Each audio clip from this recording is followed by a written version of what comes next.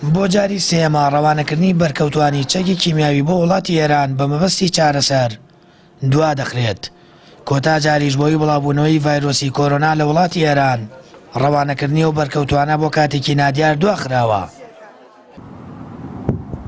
بەڕێوەبەری گشتی تەندروستی هەڵەبجە ژاماژە بۆ دەکات هەر کات بارودۆخەکە ئاسایی بوویەوە بەرکەوتوانی چەکی کیمیاوی ڕەوانەی وڵاتی ئێران دەکەن و نەشتەرگەری گلێنەی چاویان بۆ دەکرێت. هەرچەندە هەموو ئامادەکاریەکانمان تەواو کرد بوو لە کڕینی تکتی فڕۆکە و تەنانەت حجزی ئوتێلیش پەیوەندیەکانی دەرەوەی حکوومەتی هەرێمی کوردستانی شەماهەنگ بوو لەو بارەیەوە، بەڵام بەداخەوە نەمانتوانی بەرکەوتوان بنێرین، نەمانویست ئەو بەرکەوتوانە توش ببن. زوو بە زوو بڕیارەکەمان هەڵوەشاندەوە، بەڵام دڵنیایی ئەدەما هەموو بەرکەوتوان کە لەگەڵ هێوربوونەوەی ئەم بارودۆخە و لە ناوچوونی ئەم ڤایرۆسە بە هاتنی گەرما کە ئومێد دەکەین وابێ ئەو پارەی کە بۆمان تەخسیس کراوە و دابین کراوە لە بانقی خۆمان دامان ناوەتەوە لە هەڵەبجە، ئینشەڵڵا زوو بە زوو دەست پێکەینەوە لەگەڵ تەواوبوونی ئەم بارودۆخە.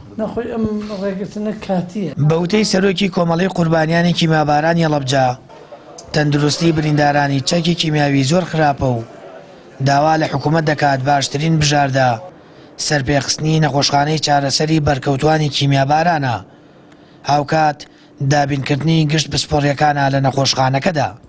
تەوەقعی ئێمە ئەبێ حکوومەتی هەرێمی کوردستان بتوانێت پێش هەموو شتێک تەمویلی و نەخۆشخانەی کیمیاباران بکات بە تەمویلێکی باشی بکات، چونکە ئەو اعتمادەی ئەگەر ئێمە لەسەر خۆمان بێ زۆر باشترە تا لە دەرەوەی هەرێمی کوردستان بێ و ئەو دکتۆرانەی کە پێشتر ڕەوانە کرابوون لەسەر بودجەی ئەو نەخۆشخانەیە ئەوانە بە ئیجباری بهێنرێنەوە بۆ ئەو نەخۆشخانەیە. نزیکەی 2 ساڵا کار دەکرێت بۆ ئەوەی ئەو ژمارە بەرکەوتوانی کیمیاباران ڕەوانەی ئێران بکرێن. قەیران لە دوای قەیران پرۆسەکەی دواخست.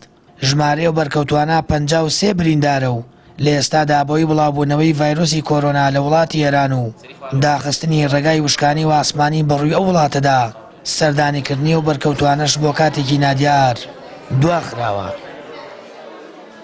سامان فتاح، کەناڵی ئاسمانی پەیام، هەڵەبجە.